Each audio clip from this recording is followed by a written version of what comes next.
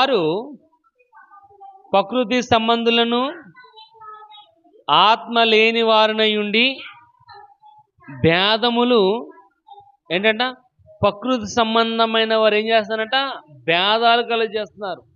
ఆత్మ లేని వారుగా ఉండి ఏం చేస్తున్నారు భేదాలు కలుగు భేదాలు అంటే గొడవలు అమ్మ. భేదాలు అంటే గొడవలు. ఏ రకమైన గొడవలు? నీ దగ్గర చెప్పవలసిన నీకు చెప్పి నాకు చెప్పాలని నాకు చెప్పి అమ్మ. వాళ్ళు ఎలాగంటున్నారని ఇక్కడ వీళ్ళు అలా అలాగంటున్నారని అక్కడ చెప్పడం. ఇప్పుడు వాళ్ళిద్దరి మధ్య ఏమొస్తుంది? గొడవ వస్తుంది. కానీ ఇక్కడ రాయబడి వచ్చింది ఏంటంటే అట్టివారు ప్రకృతి సంబంధులను ఆత్మ లేని వారై ఉండి భేదాల్ని విభేదాలు గొడవలు కక్షలు. ఎందుకంటే వాడెప్పుడు గొడవలు పెట్టేవాడిగా ఉన్నాడో నేను అర్థం చేసుకోవాలి. వాడింకా ప్రకృతి సంబంధమైన వాడు, ఇంకా వాడు చావలేదు. కాబట్టి చనిపోయి బ్రతకడంలోనే జీవితం అనేది ఉంది. నువ్వు చనిపోకపోతే నీ జీవితం అనేది లేదు.